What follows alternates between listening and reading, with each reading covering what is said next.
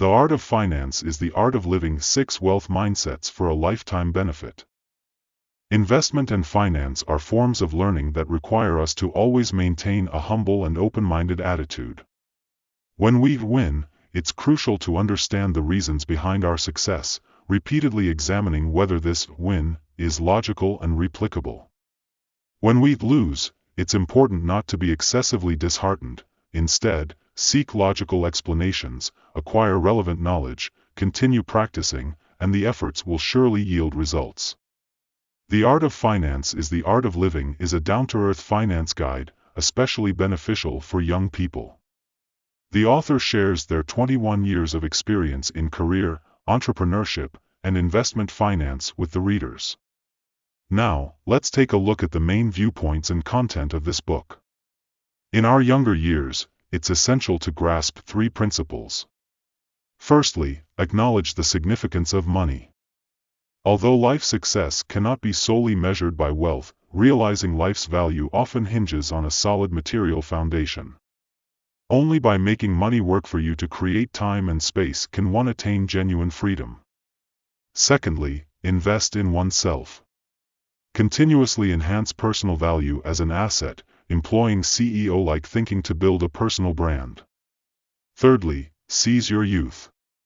Life's journey is long, and youth is your greatest wealth. Start consciously managing life with the right methods. Life changes and becomes better through finance. This is the author's interpretation of The Art of Finance is the Art of Living. The book is primarily divided into 6 parts: compound interest mindset, scarcity mindset, growth mindset, value mindset, investment mindset, and financial management mindset. Let's delve into the first part, compound interest mindset. It mainly discusses how to build an understanding of wealth and life. To become wealthy, one should first learn to think like rich people. There are 2 main aspects to the rich mindset. Firstly, they fully recognize the difference between the rat race and the fast track of life and choose the fast track as their path. Those stuck in the rat race are likened to mice running endlessly in a circle, unable to break free. Meanwhile, those on the fast track don't rely solely on fixed salaries for survival because their income derives from money itself. They make money work for them.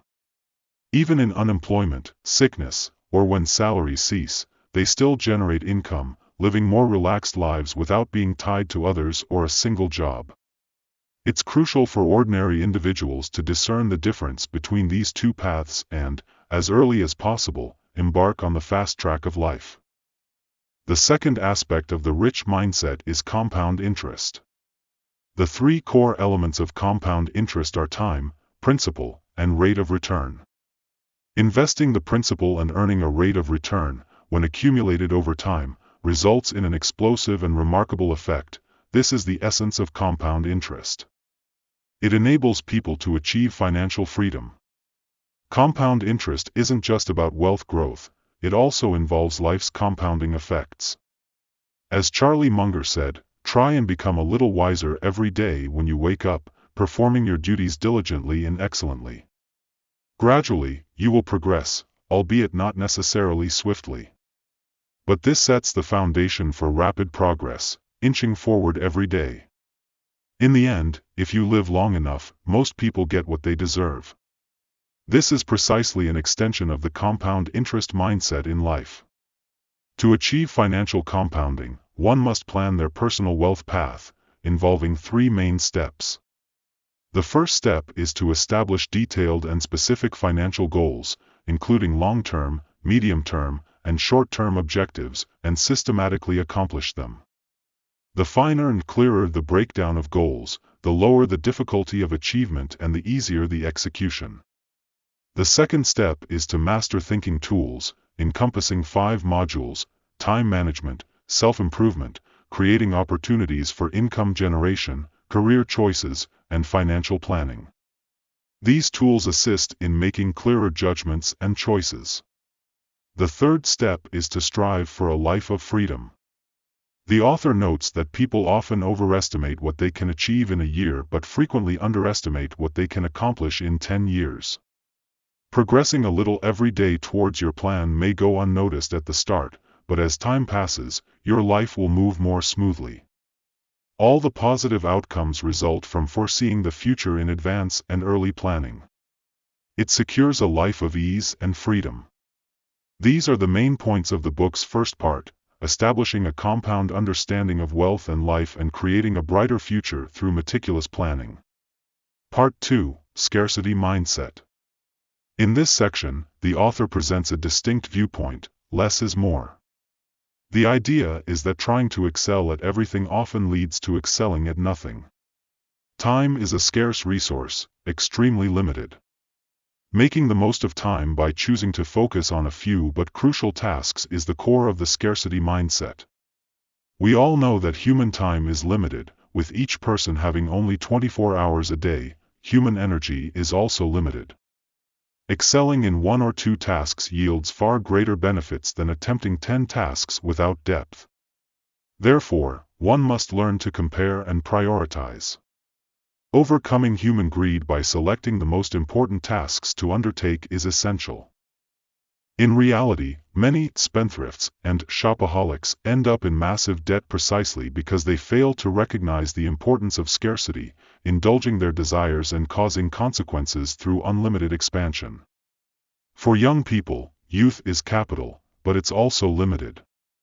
Without realizing the scarcity of time and energy, one naturally fails to discern what is most important and doesn't fully utilize time. Since time is limited, planning is necessary. For instance, the author suggests that people should create a wish list, set goal gradients, categorize their desired tasks, and then, based on the actual situation, choose the most important and necessary ones to allocate time to accomplish them one by one. Instead of trying to do everything, in short, it's about prioritizing the significant tasks and maximizing time utilization to the fullest. Regarding wealth planning, the author shares the Standard & Poor's asset allocation method for households. This allocation divides a family's, or individual's, total assets into 4 parts: the money that matters, basic expenses, 10%, the money for life, emergency funds, 20%, the money that earns, investments, 30%, and the money that lasts, retirement funds, 40%. Since it's impossible to cover everything comprehensively, using these tools for time value planning and opportunity cost choices helps make clear and efficient decisions about what to prioritize. At times, life can feel daunting as you can never choose the perfect path. But life is also fortunate in that you can strive to make every imperfect path as perfect as possible. Thus, this concludes the second part of this book. Understanding the scarcity of time and energy, whether in life planning or wealth management, involves knowing how to prioritize and make the most of scarce resources. Part 3, Growth Mindset. The mindset behind poverty isn't merely a lack of resources, it's also a pursuit of quick fixes and a mindset longing for instant success, wanting to grab everything immediately without carefully considering the required efforts. Many individuals in poverty hope for overnight riches, yet they lack clear, long-term planning, focusing only on momentary pleasures and immediate gains. Consequently, even if they achieve sudden wealth, they often find themselves back in the same impoverished state before long. The idea of seeking instant success embodies laziness, not wanting to compete, not wanting to think deeply, and not wanting to learn. It's this laziness that leads to our elimination by society. What we need isn't just a job we can rely on for a lifetime, but to discover our lifelong learning abilities upon which we can depend. In truth, each person's unique asset is themselves, and the best investment is in oneself.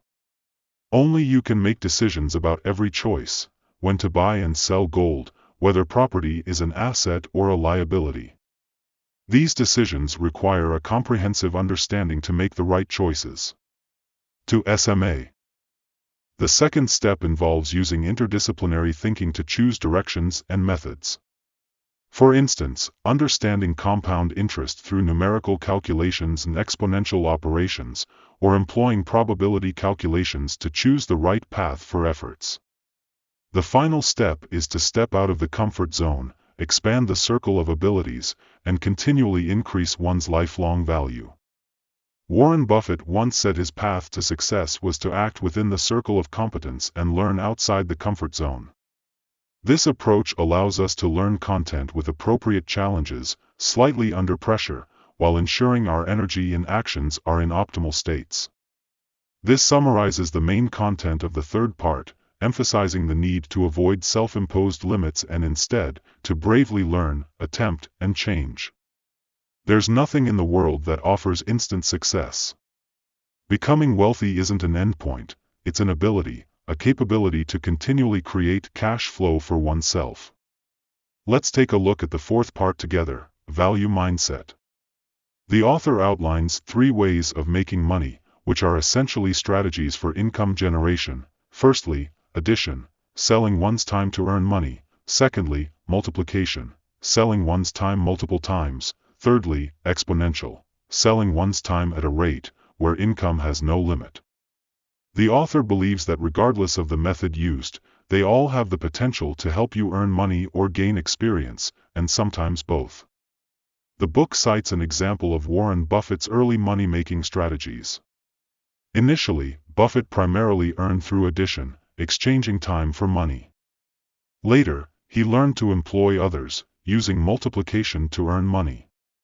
Eventually, he continuously strengthened his investment abilities, trying stocks and funds, and before he turned 30, he reaped the wealth benefits of the exponential earning method.